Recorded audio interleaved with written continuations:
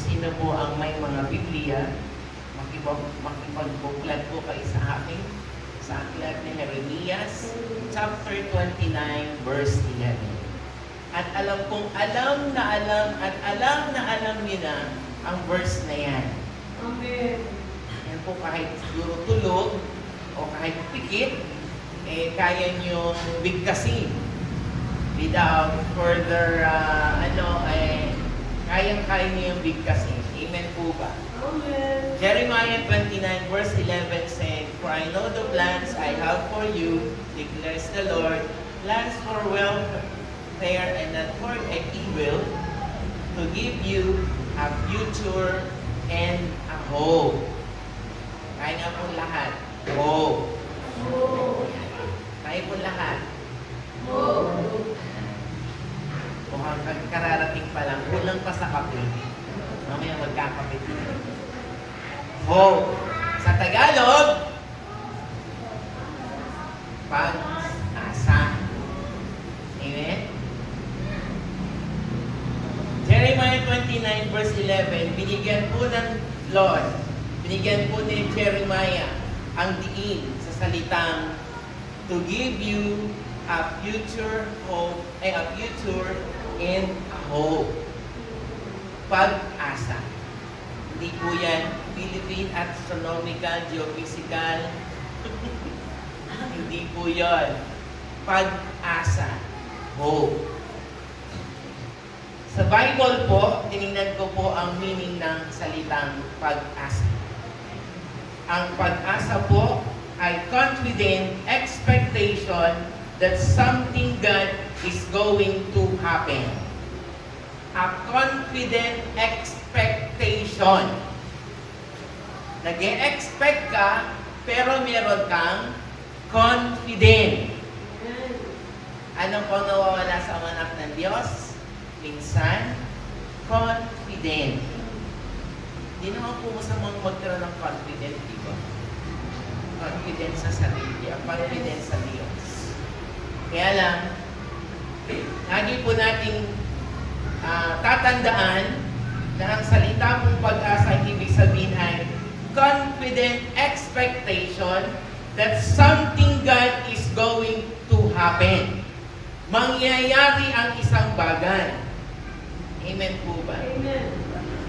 Sa tinagal-tagal ko na po na Christian, and I always find time to study the Word, ay na pag-aralan ko po ang isang bagay bilang isang anak ng Diyos, then I discovered that hope is nothing is impossible to God attitude. Ang pag-asa po ay natutunan ko and I discovered na sana kayo din na ang pag-asa po ay nothing is impossible to God attitude. Na walang imposible sa Diyos. Lahat ay kaya niya. Natutuwa nga po ako doon sa kanta kanina, yung Tagalog na, alin po itong kantang ito ay talagang pinag-aralan ko. Minsan pag ako naglilid ng song, talagang pinanood ko po yung live. Talagang pag ako po kakanta nito, hindi niyo po ako makikita nakatingin ko ako sa monitor. Hindi ko po kasi memorize yung kanta. Alam niyo po yung word na, yung kantang araw-araw? Alam niyo po yun? Yan po ay sabi ko, Lord, I will try to memorize the songs. Alam niyo po, ako po kasi, kahit po ako ay marunong or binigyan ng Diyos ng talent upang mag-song lead, ang pinaka-difficult po sa akin ay asuyo nga po ng mga bata sa likod. Ang pinaka-difficult po sa akin ay magmemorya ng kanta. Lalo't lalo na kung Tagalog. Kasi po pag ako ay nagla-line up ng song na Tagalog, nagbabaliktungan po ang lyrics. Nagkakabali-baliktad. At yan po'y alam ng aking mga taga-music ministry. isang po sabi sa akin, ayan na naman, gagawa na naman sariling lyrics, Kuya A. Ay, wala nagbabalintungan. So, minimorya ko po yan. Pero kung ako tatama o mamali ngayon, yung isa pong praise ko na verse na, ano mang maging panahon, ano mang maging panahon. O, di ba, sabi ko sa'yo, nagkagawa ko sarili kong lyrics eh. Maging panahon, pupurihin, ikaw at ikaw pa rin. Ano man maging sitwasyon. Ayun na yan. Sige, iyaw ka na, nahihiyan na ako sa Lord. Memoryahin ko talaga yung kantang yan. I know I like that so much. Sabi ko nga, nowadays, kinakanta ko na yun. Meron pa isang kanta na Tagalog na pinamemorya at pinag-aaralan ko yung, ano nga yun, yung isang Tagalog. Na isa pa, yung Liyab ba yun? Na. Maganda po yung Tagalog na song. Kaya sabi ko, Lord, from now on, magtatagalog na ako ng kanta. Siguro mas feel ninyo pag Tagalog. Ano po? Pag Tagalog. Anyway, sa tagal ko po na Christian, I discovered this thing na isang bagay na huwag kong mawawala sa buhay ko ngayon. Is a nothing is impossible to God attitude. Mayroong mga bagay na walang imposible sa Panginoon. Tama po ba? Walang imposible sa Panginoon. Lahat ay posible. At yan ay kakabit ng salitang pag-asa. Amen po ba? Hebrews chapter 11 verse 1 said, ang pananampalataya is the evidence of things not seen, na pinananampalatayanan mo na magkakaroon ng reality. Ang imposible ay magiging posible. And that is hope. Yun po ay pag-asa. Amen po ba? And that is the hope na ating pong kailangan, na lagi po nating huwag bibitiwan, huwag po nating aalisin, dahil malaki po ang nagagawa ng salitang pag-asa. Naintindihan ko po minsan din ng Diyos na ako po ay nilalagay niya sa isang sitwasyon na minsan na hindi ko maintindihan. Have you ever experienced that? Nakaranas na po ba kayo ng mga sitwasyon na naroon kayo na hindi nyo alam kung bakit at dumating na ang mga oras na parang wala na tayong mararating. Wala nang kasiguruhan, wala nang kaliwanagan na masasagot ang lahat. Dumating na po kayo doon. One time I experienced na sabi ko, Lord, ano ba to? Parang wala na akong hope. Hopeless na ako. Walang-wala na. Pero hindi po. At the end of the tunnel, di ba? At the end of the tunnel, merong liwanag kang makikita. And that is hope. Maliwanag po ba? And that is hope. Ano po ba ang nagagawa ng hope na to sa buhay ng tao? Sa isang individual. May binanggit po ang Hebrews chapter 6 verse 19. Gusto meron? Hebrews chapter 6 verse 19. Buksan po natin. Meron busa? Yan. Ito po yung pinanghahawakan ko na nasarap pong i-share kapag naranasan mo. When you experience things that happen and that impossible become possible. Yan po yung pinangahawakan ko sa Panginoon na kung sakali man ako ay dumating at inilagay sa isang sitwasyon na akala mo'y wala ng solusyon, wala ng liwanag, wala ng kaliwanagan, tapos na ang lahat, this verse give me the hope that I wanted. We have this as a sure and steadfast anchor of the soul. Ang hope po na ating pinangahawakan ay sinabi po ng Hebrews na siya din ang anchor of our soul. Ano po ba yung anchor? Sa mga seaman, ano po yung anchor? Angkla. Yung pong pag tumitigil ang barko ay inihuhulog para po maging safe ang barko anytime, anywhere. Tama po ba? A hope that enters into the inner place behind the curtain. That hope that enters into the inner, sa kaloob-looban, kung saan ang lugar na ito ay parang walang-wala na, but pag inilagay mo ang salitang pag-asa, nagkakaroon ka ng kaliwanagan. Amen po ba? And that is the hope that I've been talking to.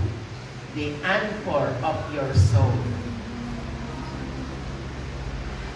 At bago po ako masyadong lumalim pa, anchor of the soul, when you are in that situation, that will remind you to hold on.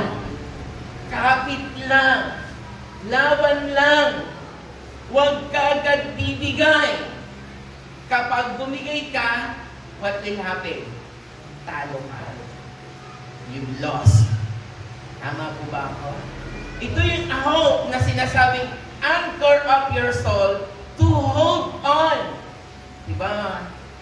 Mga Korean novela, ano? Sino nanonood dito ng Korean novela? Tumaas ang kamay. Kung hindi tumaas, liars go to hell. Kasi sino kung nanonood ng Korean novela? Nanonood po ako. Kasi may natututunan din po ako dun eh. You know that word na adja? O, diba na? Adja, o. So, natutunan yun. Yung sa Korean novela, diba? Wala yung sa Filipino teleserye, ano po? Wala ano? Adja. Diba? Ano yung sabihin ng adja? Ano? O, go on. Laban lang. Kapit lang. O, sa mga millennial, laban lang. Ano? Fighting. Oh, fighting! Pinigwis talaga ako. Talagang mga millennial na to. Fighting! A fighting spirit! And that what God will honor you. Matutuwa ang Diyos niya. Kaya ang mga anak ng Diyos, kailangan laging palaban. Laging palaban. Sugod ng sugod.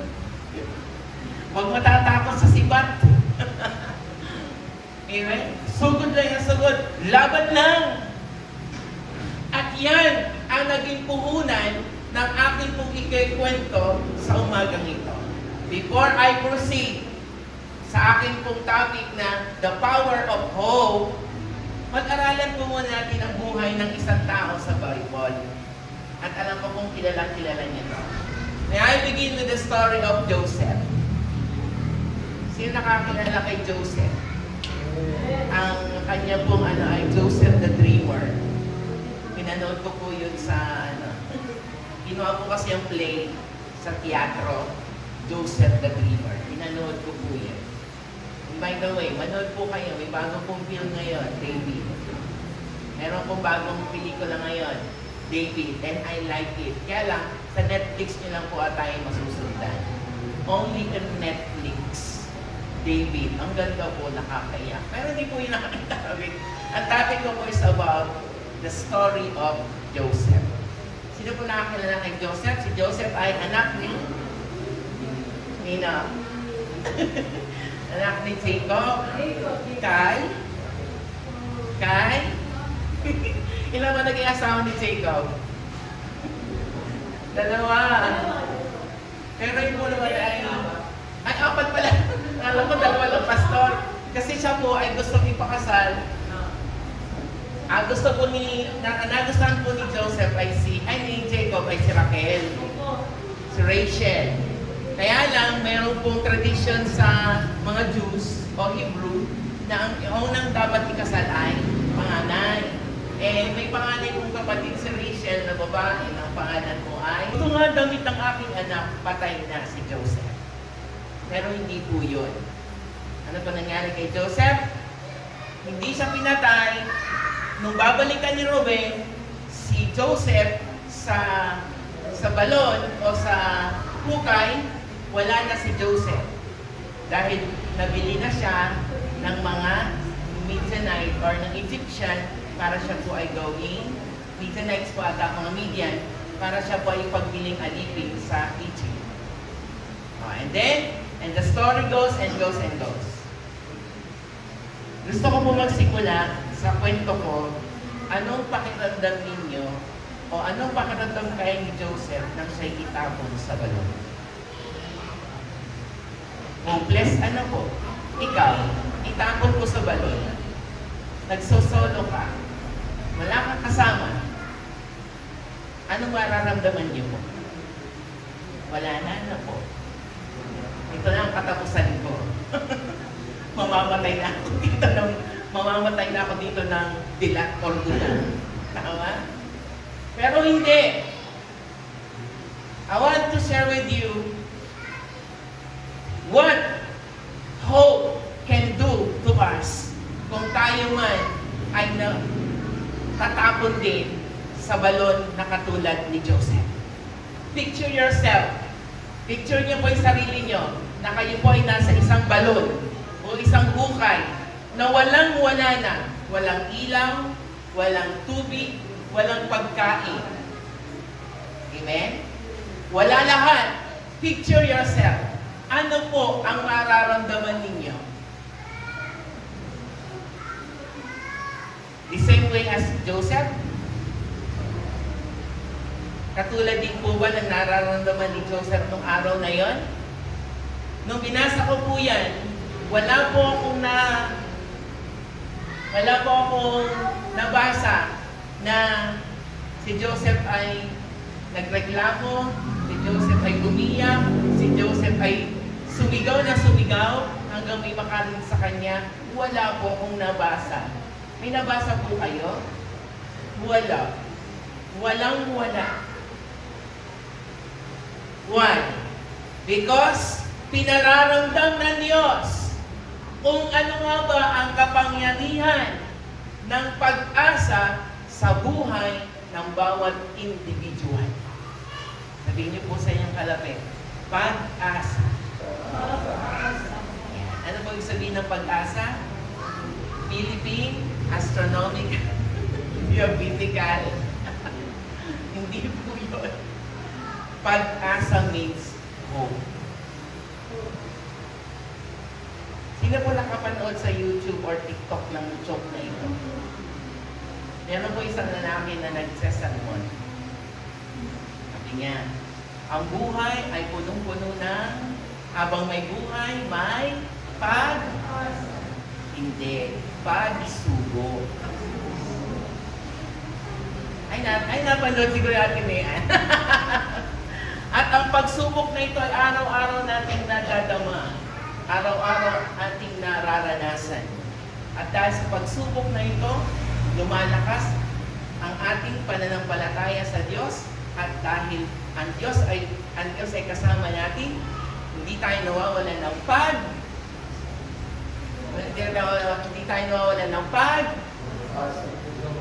pag-ibig.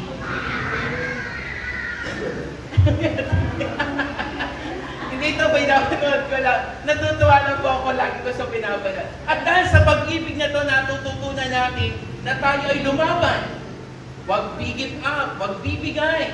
Dahil ang pag-asa, ang pag-ibig na ito ang magdudulot sa atin upang mapaglabanan at maramdaman natin na habang buhay may habang buhay may pagsubok. Tinatawa. At dahil sa pagsubok na ito, nagiging malakas tayo, binibigyan tayo ng Panginoon. Philippians 4:13, I can do all things through Christ.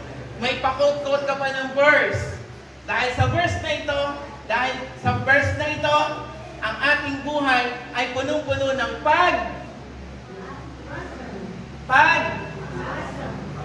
asa na. Amen? Punong-puno na lang.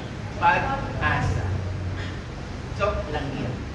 Okay? Now, ano po ba nagagawa ng kapangyarihan ng pag-asa sa buhay ng mga anak ng Diyos? O sa bawat individual? You might be na kayo po ay nasa isang sitwasyon ngayon na hindi ko po alam. Iba-iba po ang sitwasyon natin sa umagang ito. Tama? Hindi naman po siguro tayo bibigyan ng Diyos ng para-parang problema. Ano po? Tulad ko, may problema po kong akin. Ang pinoproblema ko po, napakaingay sa amin. Gusto ko nang umalis sa amin, promise. Ang ingay, Diyos ko po, nananahimik ako. Alam niyo po yun? Ako po kasi introvert person. Alam niyo po yun? I'm an introvert. Hindi po ako extrovert. Mas gusto ko po, ang buhay ko ay nasa bahay ko lang. Nanonood ng TV, nakikinig ng music, nakahiga, pag naglutong pagkakain, uupo, manonood, magbabasa, magsusulat, tutulog. Hindi ko po nakagawian talaga ang lumabas ng bahay. I am an introvert person. Kaya pag, minsan nga po, alam niyo po, may patay na sa aming kalapit, hindi ko pa alam. Ano niyo po yun? May patay na sa amin, ililibing na nga po, hindi ko pa alam. Kaya sabi sa akin ng ate ko, lumabas-labas ka naman, utoy, para malaman mo kung anong nangyayari sa iyong kapaligiran. Ay, hindi po talaga, I am an introvert person. Pero nung naging Christian po ako, ay nag-mix na. Naging introvert na ako, naging extrovert pa ako. Ngayon naman, mas layas ako. Alam niyo yun? Mas layas ako. Ayun bakit? Mas gusto ko makapag-usap sa mga Christian kaysa mga kahit sa mga believer. Amen? The power of hope. Ano po ba ang kapangyarihan ng pag-asang meron tayo na ibinigay ang Diyos that will be our anchor of our soul? Number 1. Gusto pa suyo. Diretso na. Number 1. Ang pag-asa ay nagpe-perfecto kung ano ang purpose natin sa ating buhay. Hope, perfect our purpose. Kaya tanong niyo po ba sa sarili niyo, ano nga ba ang purpose ko dito sa mundong ibabaw? At nai-relate ko po kay Joseph. I hope that perfect our purposes, that God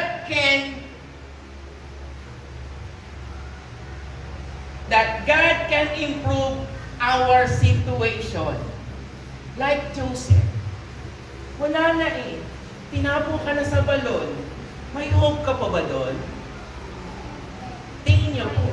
May pag-asa pa ba kayo? Kung iisipin niyo, wala na. But hindi. Because may purpose ang Diyos sa buhay ng bawat isa. Ano man maging panahon, ano man ang maging sitwasyon, my hope is in you, Lord. Ang pag-asa ko pa rin ay nasa iyo. Sinong gumawa ng paraan para makalabas si Joseph sa pit? Unbeliever. Tama? Unbeliever. Hindi yung mga kapatid ni Joseph ang nag-alis sa kanya doon sa pit. Mga unbeliever. Kaya pasalamat po tayo minsan ang ginagamit na blessing or daanan ng blessing ni God ay mga unbeliever. Sino ba nagbigay ng pagkain kay kay Elijah? Sino nagdala ng pagkain kay Elijah? Uwak. You know what is uwak? Alam niyo po yung uwak, yung maitim na ibon? Tama? Yung itim na ibon na kasabihan ng mga matatanda na pagputi ng uwak. Diba? Hindi na puputi ang uwak. Kulay itim na yon. At ang isang uwak ay itinuturing na madumi sa Bible before. Siya ang nagdala ng pagkain kay Elijah. And that is the purpose of God, to bless you. bless you. Ano man sitwasyon meron ka. Imagine si Joseph, binili ng mga Midianites, mga Midian. Aba, pag ako binili, isipin ko sa kaya ako dadalhin. Ikaw, pag binili ka, isipin mo sa kaya ako dadalhin. Oh my God, parang wala na talaga. Hindi. God, Joseph made his hope as an anchor of his soul para po ma-perfect ang purpose niya. Ano bang purpose ni God kay Joseph? Mamaya po natin pag-aaralan. Tingnan po natin kung ano ang naging bunga ng pag-asa sa buhay ni Joseph. Sa ating buhay sa ngayon, our hope will make perfect our purpose in this life. Ito po yung magpapaperfecto kung ano nga ba ang purpose nyo sa mundong ibabaw na to. Hope. You can be a giver or you can give. You can help anything you want. Amen? Ang purpose mo sa lupa, kung ikaw maging tagapaglingkod, di maglingkod ka. Kung ikaw ay sa giving, magbigay ka. Share your blessing. Sabi nga, share your blessing. Napapalutok pala on the earth. Amen? What is your purpose in your life now? Diba? Kung ano man ang purpose ni God sa inyong buhay, ang magpapaperfecto niyan ay ang meron kang pag-asa na meron ka ngayon. Hold on to that hope. Huwag kayong bibitiw. Tulad ni Joseph. Siguro ako yun, magpapakamatay na ako sa loob ng pit. Kasi wala na eh. Wala kang pagkain. Wala kang ilaw. Wala kang tubig. Mabubutay ka ba doon sa pit na yun? Tingin mo, pero kung umulan, at pag umulan ng malakas, at dumami yung tubig, pumunta doon sa balon, pare ko lulutang ka, kasi dadami yung tubig doon. Ay, hindi naman pinaulan ni God eh. Bakit nga ba di pinaulan? Di ba? Hindi eh. Dahil may itinuturo ang Diyos sa bawat sitwasyon, meron tayo para tayo po ay humawa sa pag-asang meron ka ngayon. Amen po. Ano po sabi sa Jeremiah 29:11? To give you a future and hope. Bibigyan ka ng magandang kinabukasan at isang malaking pag-asa. Kaya nga tayo nabubuhay dahil marami tayong pag-asa. Dami natin yan, di ba yung kanta o? Habang may buhay, may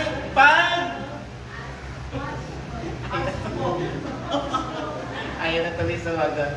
Habang may buhay, may pag-asa. Diba?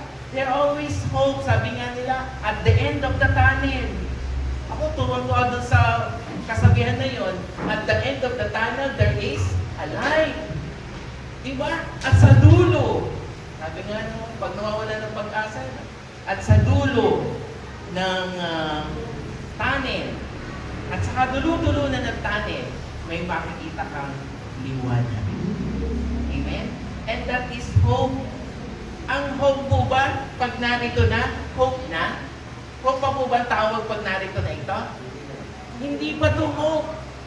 Hindi pa ito pananampalataya. Ang pinananampalatayan mo ay yung mga bagay na darating pa lamang.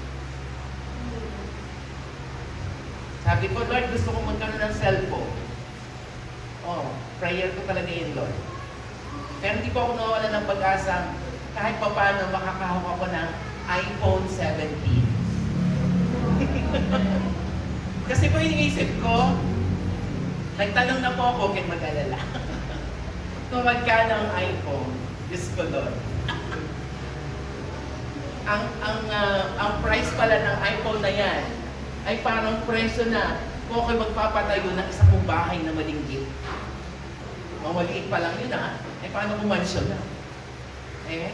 Kaya sabi ko, Lord, wag na lang. Ginibab ko na yung hope ko na magkakaroon ng iPhone 17. Tama na na ako sa Xiaomi or sa Redmi or sa Samsung or sa whatever. Huwag ng iPhone. Diyos ko Lord, ang mahal ko na ng iPhone na yan. 100,000? Ano po? Okay. Imagine mo, bibilang ko ng iPhone, 100,000? Eh, di pagpapatiyo ko na ng bahay ko. O, gawin ko pa pabahay ko may elevator or may escalator, why na? Ay, joke lang. Tama? Hoy, sorry po doon sa mga ka-iPhone 17. Kung yun naman po ibigay sa inyo, ay yung blessing ni Lord yan. O, nakabawi na ako. Diba? Blessing ni Lord yan. Kung ano man meron kay cellphone ngayon, that is your hope. At kung ano man ang hawak nating cellphone, ay di blessing ni God. That's it. Yan yung blessing ni Lord at the end of your tunnel. Amen? Sabi ko, Lord, next, it's perfect our purpose in your life. It will give you, by means of that hope will be your anchor of your soul to have a better future and a big hope. Amen po ba? Naliwanag po ba ako? Like Joseph, di po ba? At kung ano man ang sitwasyon mo meron ka ngayon, isipin mo na lang, or isipin na lang po natin na sa Panginoon ay bigay, Romans 8:28. Ano po yun? At ang lahat ng bagay ay nagkakalapit-lapit para po sa ating ikabubuti. For your own good. Siguro kung ako'y nagsumiksik sa Lord na bigyan ng iPhone, ay hanggang ngayon nagmamaklul pa ako kay Lord. Naman, wala pa eh. Eh paano ko dumating si Lord mamaya? Hindi ako makakasama sa langit. Kasi puno-puno ko ng galit at puno-puno ko ng reklamo ang puso ko. Amen? Amen? Isipin niyo na lang po. Alam niyo po, pag ako'y nanonood ng YouTube, sa mga mangangaral po sa ibang bansa, I always follow, meron po akong tatlong pinapalo na mga preacher, mga pastor, mga evangelist sa ibang bansa. Lagi po niya sinasabi, at the end of their preaching, the end is near. Dadating na si Lord. Sabi ko, ayoko na maglagay ng, mag-ipon ng sama ng loob. Kaya ay reklamo or ano sa Panginoon. Baka kasi dumating na, hindi ako makakasama. Joke lang. Amen? Kung ano man meron tayo ngayon, kung ano man ang sitwasyon natin, let's stick on that hope. Hold on to that hope. And that will give us, God will give us a better future and a good hope. Ano man yan? Madali lang po yan matapos. Diba sabi ng Diyos, ang inyong tribulation and affliction ay temporary lang yan. That is temporary lang. Hindi po yan pang matagalan. Temporary lang yan. Ano man ang kung ano man ang ating nararanasan ngayon, bukas ba yun pa din? Yun pa din ba bukas? Hindi na. Araw-araw iba-ibang binibigay ng Diyos. Bakit? Tinuturuan niya tayo para malaman po natin at mapag-aralan natin upang mapagtagumpayan natin at malaman natin kung ano nga ba ang purpose natin sa buhay dito sa lupa. Amen po ba? Amen? Number 2, that's what Joseph did. Hindi siya nagreklamo, hindi siya ano sa Panginoon. Gumawa ang Diyos ng paraan para siya pa ay maiahon sa pit. Tama? Ganun din ang Panginoon. Gagawa din ang Panginoon kung paano kayo makakalabas sa mga sitwasyong akala nyo ay hindi nyo na kayang labasan or mapagtagumpay. God will make a way. Tama? God will make a way where there seems to be no way. He makes a way He cannot see. He will make a way for me. Ayan, kaya naman ito. Tama? He will be my God. Tama? Yung bridge at gusto ko na bridge na. Basta, God will make a way. Amen? And God make a way to Joseph. Tama? Para po siya'y maiyahon. Doon ang ginawa ng Diyos ay binenta siya or binili siya ng mga Midianites, pero may purpose yun. May purpose yun, mamaya sabihin ko. Number 2, the power of hope. Hope makes hold us steady. Ang pag-asang ito ay nag-iingat sa atin upang tayo ay maging kalmado. Tama po ba? Pag wala tayong hope, taranta lagi tayo. Di ba? Wala ka nga ng bigas, ano po? Wala ka ng bigas, natataranta ka na. Tama? Wala ka ng kaunting 5 piso na ang pera mo sa bulsa. Pero ako naniniwala. 100 na lang. Taas-taasan natin. Napakabarat naman ni Lord. Kung 100 ng pera sa bulsa, natataranta ka na. Amen? Ay, hindi makainin. Siguro mayayaman ninyo, share your blessing. Diba? Pag ako, nauubusan na ng sabi ko, Lord, ang balon ko, kakunti na naman. Padamihin niyo po, Lord.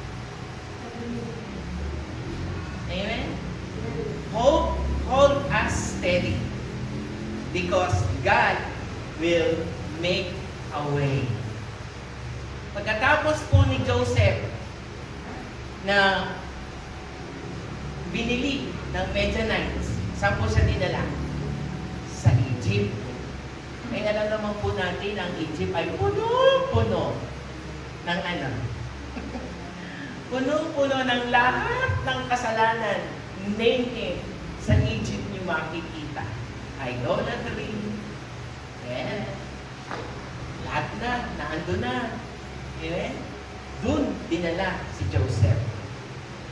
Hope, hold us steady that God can make a way in what God did to Joseph. Pagdating po niya sa Egypt, ano pong ginawa? Ano pong ginawa kay Ano pong nangyari sa buhay ni Joseph sa Egypt? Naging po siyang naging tagapaglingkod ng Pharaoh. Tama po ba ako? Kasi nabili po siya ng isang nabili siya ng punong kawal ng Pharaoh. Ni Potiphar. Tama po ako? Si Potiphar. Si Potiphar po ang hari ng Egypt noon. Siya po pinag-great Pharaoh. Nabili. Dahil medyo matalino po si Joseph. Yan. Kaya sabi ko sa inyo, mga anak ng Diyos ay mga magagaling. Matatalino ang mga anak ng Diyos. Amen. Matatalino ang mga anak ng Diyos. Amen. Hindi na kita kang paaminin. Amen. Amen. Libre po ang amen ha, walang bayad. Kung may bayad yan, mamaya paglabas ng pinto, sisingilin ko kayo. Piso-piso isang amen. Kaya pahinig ko kayo ng mga 100 amen para meron ng 100 piso. Amen? Amen? Ay, umimit, walang bayad. Amen? Amen. Ano pong ginawa? Si Joseph po ay nakapasok sa templo or kaharian ni Potiphar. God made a way. Hindi natapos na siya po ay alisin sa pig. Ganyan din po tayo, mga anak ng Diyos. Hindi natatapos na tayo ay tanggalin o tayo ay iligtas sa kasalanan. Ano pang ginawa? May ginawa pa din ng Diyos sa atin. Ginawa niya tayo tagapaglingkod or what you call that? Ginawa tayo, hindi nga servant pastor? They called us friend. Ginawa tayong kaibigan ng Diyos. Hindi tayo servant, tayo ay kaibigan ng Diyos. Amen po? God will make a way. Hope, hold us steady. Easy ka lang. Easy ka lang. Chill lang, sabi nga. Kaya alam, minsan, nakakataranta din po, mga nanay. Mga nanay. Di ba nakakataranta din pag minsan, tatay? Nakakataranta. hindi mo wala yung taranta, di ba? Yung ngarag na ngarag ka. Kaya lang, at the end of the day, ma-realize mo na, ay, may Diyos nga pala. Di ba? Ganun tayo, di po ba? Minsan nakakalimutan natin, di ba? Pagdating ng hapon, ay, may Diyos nga pala. Ba't nga pala hindi ako sa Diyos lumapit? Amen po ba? Amen. Ang pag-asang ito, ang magtatanggal sa atin para tayo ay hindi natataranta. God, that hope will give us peace. Hindi po peace in our life. Na tulad ng ginawa ng Diyos sa buhay ni Joseph. Amen. Amen. Lapit na po ako. Number 3. The power of hope help us become an overcomer. Tayo po ay, ang hope na to ang nagiging sandigan natin upang tayo ay maging matagumpay sa ating buhay. Amen. Patingin niyo po ba't kayo narito ngayon? Because you are looking for God's hope. Darating ang Panginoon, darating ang panahon na makakasama ko siya. Kaya kayo naririto. Amen. Amen. Amen po ba? Amen. Kaya tayo naririto eh. Kaya tayo laging may fellowship, laging may Bible study, nagkikita-kita lagi tayo in one meeting, in one fellowship, in one communion. Because naririto ang dahil ang pinangahawakan po natin ay ang pag-asang pagdating ng Panginoon ay makakasama niya tayo. Amen. Amen po ba? Amen. He help us overcomer. Amen. Ano po isang pagsubok ang nangyari kay Joseph sa mga Egypt, sa Egypt. Dahil si Joseph po ay sa describe, si Joseph po ay gwapo, magandang lalaki. Uy, magandang lalaki ako. Ikaw ba? Magandang lalaki, matipuno, magandang katawan. Maganda ang katawan. Puro abs, walang tiyan. Amen?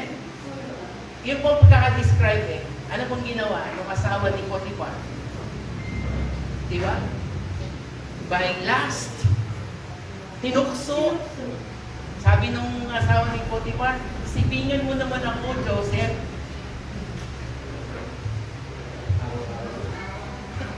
Araw-araw kasi. Siguro inaaraw-araw ng asawa ni Potiphar si Joseph kasi maganda lalaki si Joseph eh. Ikaw ba naman? Di ba pag nakakita ka ng gwapo o nakakita ka ng maganda, talagang ayaw mo na umuwi, gusto mo lang siya makikita niyo. Eh? Ano JJ? Di ba pag nakakita ka ng magandang babae, talaga namang susundan mo yan. Kahit sa putik yan pumunta. Kahit hindi tumawid sa ilog at sa dagat, itatawid ka din. Ganon si asawa ni Potiphar. Kung sakali lang, halimbawa lang po ito, kung pinatulan ni Joseph, yung asawa ni Potiphar, ano mangyayari? Magkilabing kaya. Maaaring ipapatay siya ni Potiphar, tama? Tama po ba? Maaaring ipapatay siya ni Potiphar. Pero ano pong ginawa ni Joseph? Dahil malakas po ang kanyang pananampalataya at malakas ang pag-asa niya na meron siya sa kanyang buhay, hindi niya pinatulan ang asawa ni Potiphar. Siguro maganda rin asawa ni Potiphar. Ano po? Kasi maganda siguro yun. Sino po sa Bible ang pinakamagandang babae? Nakilala niyo? Sino po? May kilala po kayong babae sa Bible na pinakamaganda? Sino? Dadalawa pa ang kilala ko. Si Abigail. Anak ni David. At yung isa pa po, si Queen Esther. Dahil ginamit po ni Queen Esther ang kanyang kagandahan para iligtas ang mga Israelites. Mind you, hindi po Christian si Queen Esther, hindi po mananampalataya si Queen Esther. Siya po ay isang pagan, pero ginamit po siya para maligtas ang mga Israelites. Tama? Pagan po ata si Queen Esther. But anyway, hope help us overcome. Kapag po tayo ay may pag-asa lagi na kasama ang Diyos, hindi po tayo basta-basta bibigay sa kanyang mga temptation. Amen? Siguro sinabi ni Joseph doon, it is written. Nasusulat sa banal na kasulatan. Huwag kang papadala sa tukso. Alam mo bang tama? O tukso, layuan mo ako, o layuan mo ako tukso. Ay, mali. Mali. Hindi po tukso ang lalayo sa inyo. Kayo po ang lalayo sa tukso. Okay? Hope help us to be overcomer. Tayo po ay maging mananagumpay. Amen! Amen! Amen! Libre po. Habang may buhay, may pag. Amen. Tagumpay si Kuya, si Coach. May pag. Amen. Help us overcome. Kaya wag po nating basta-basta bitawan ang pag-asang meron ka. Kahit katiting na pag-asa na lang, wag mo ang bibitawan. Wag mo pawawalain.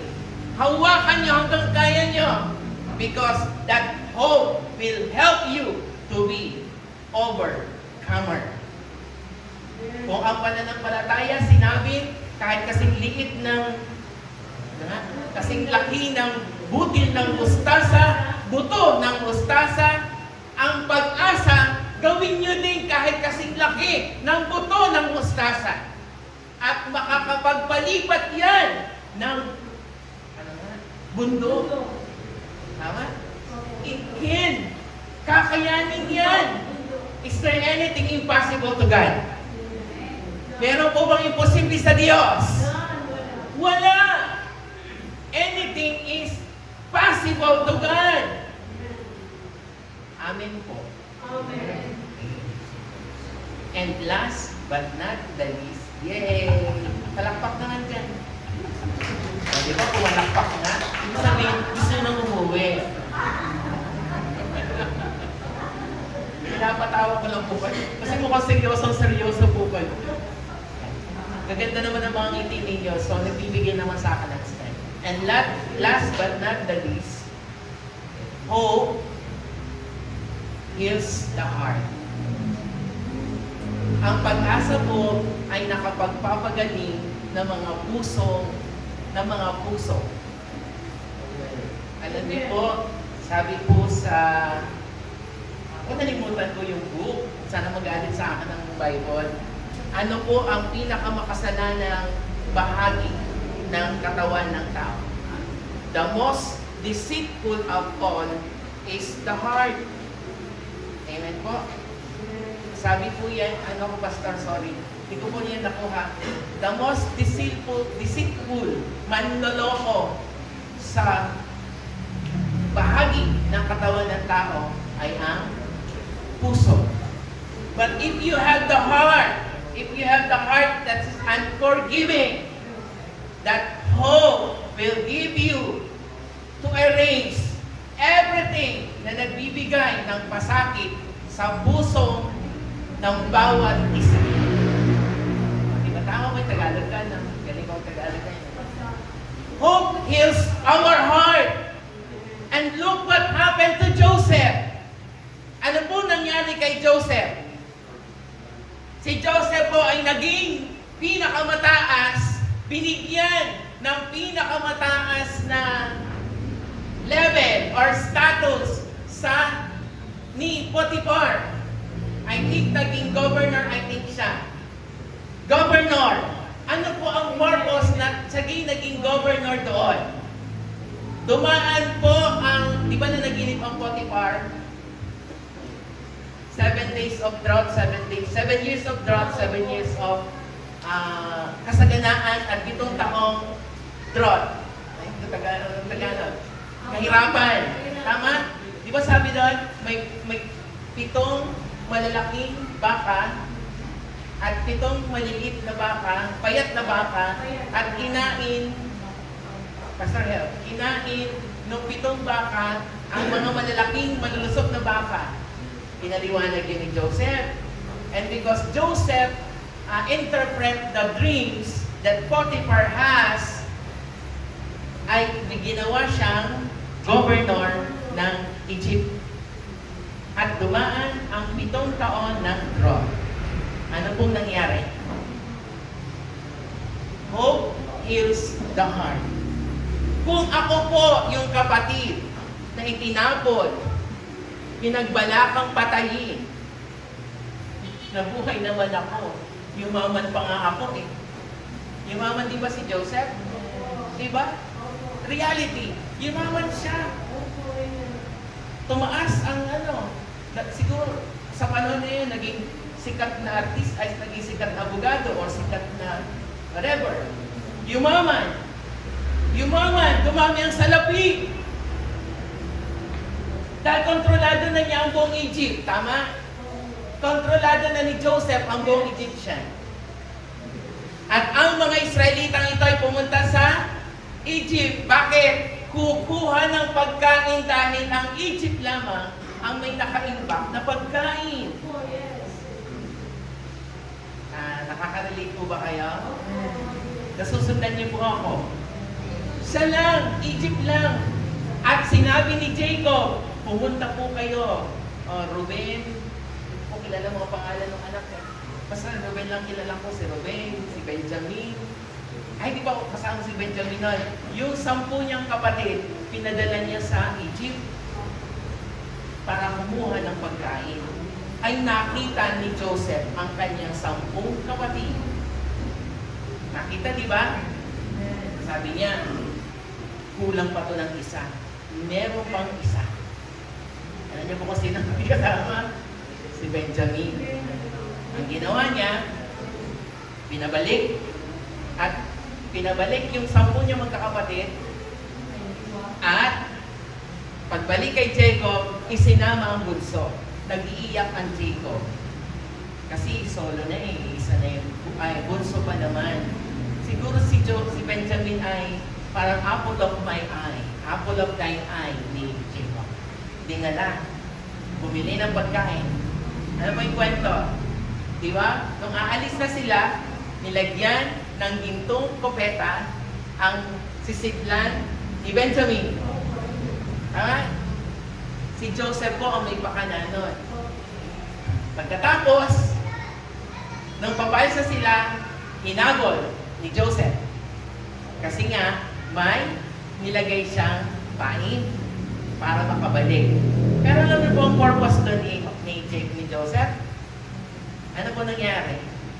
Pinaghigantihan po ba niya ang kanyang mga kapatid? Hindi. Di ba? In-invite pa nga sila sa isang kainan. Pinaghanda ng mga pagkain.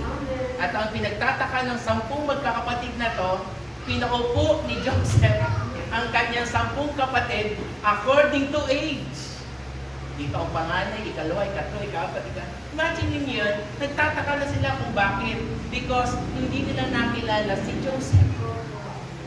Sa tagal-tagal ng panahon, sa palagay niyo po ba, bit-bit pa ni Joseph ang galit sa kanyang mga kapatid?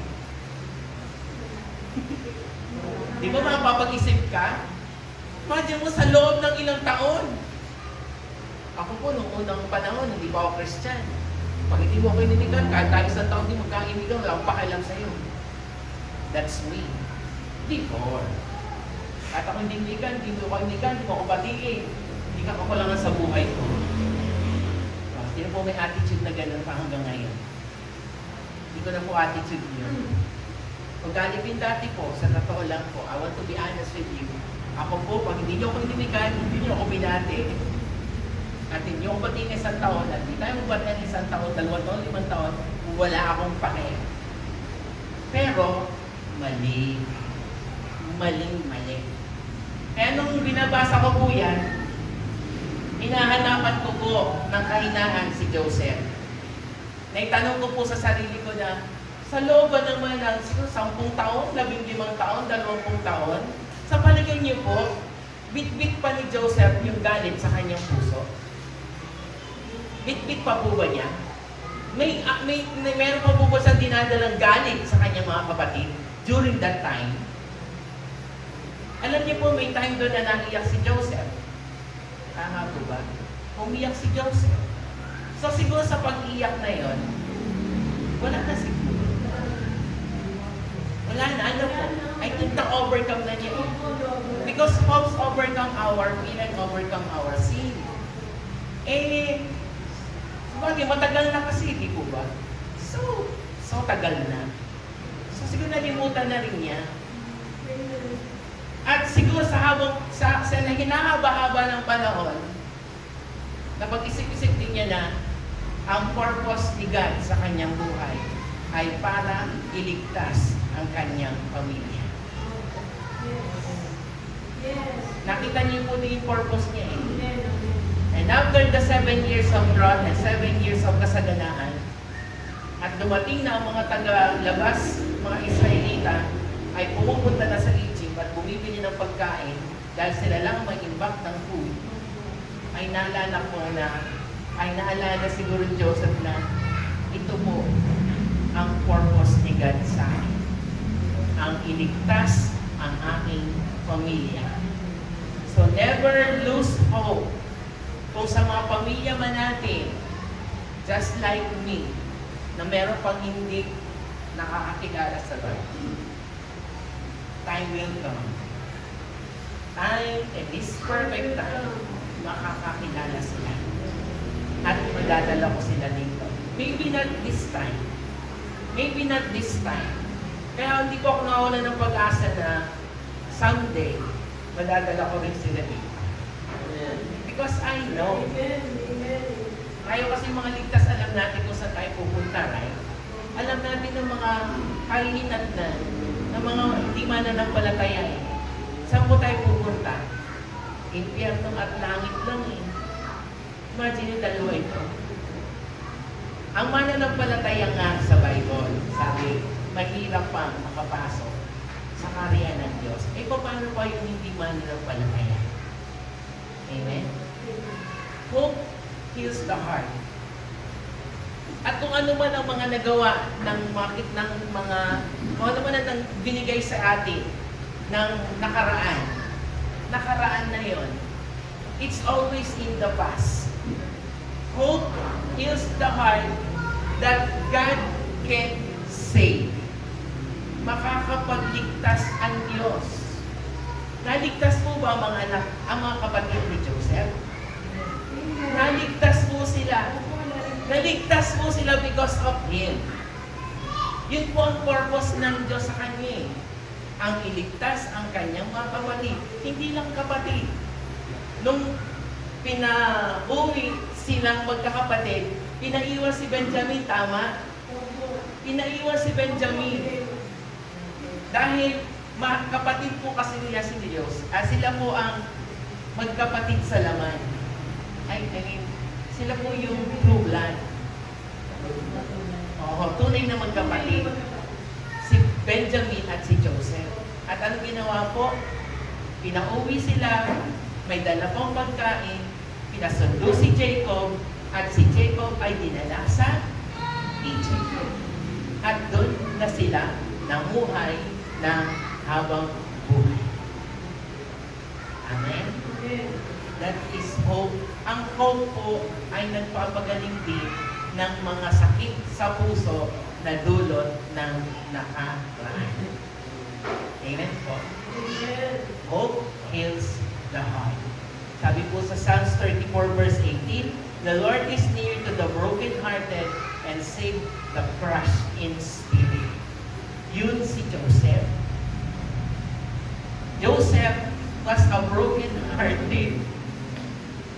Ang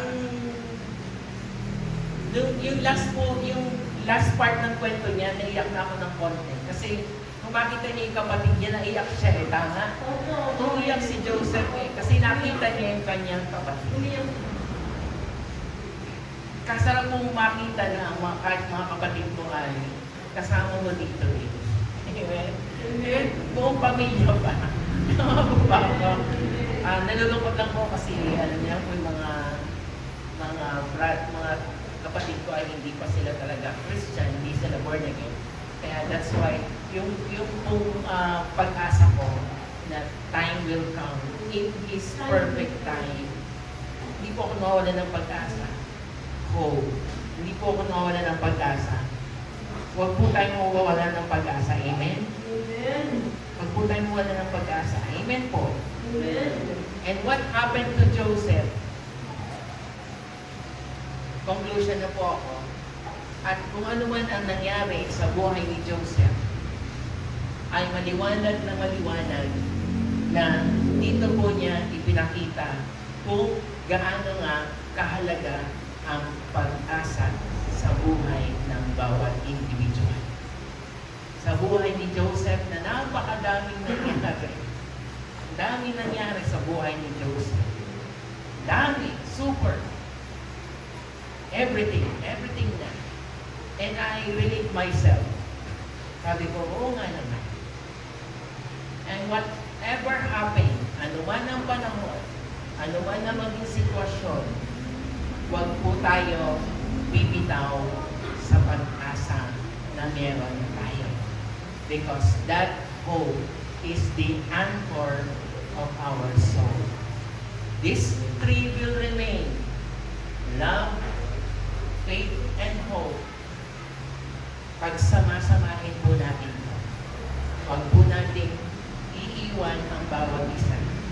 Let's live with love, with faith, and with hope in the Lord. Every day.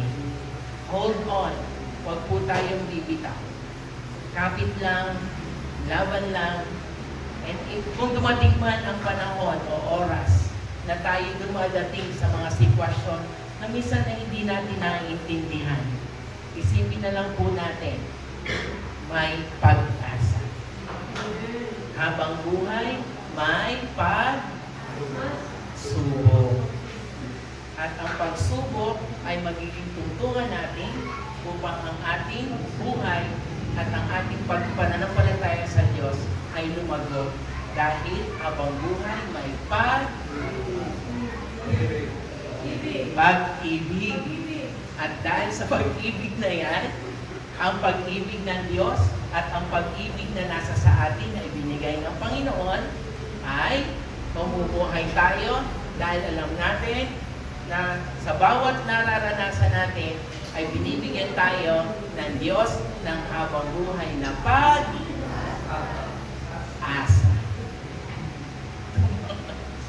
Amen? Please, namamalikan po ko sa inyo mga kapatid, don't lose hope. Huwag po tayo mawawala ng pag-asa because that hope will anchor our soul. Tayo po ito ngayon lang.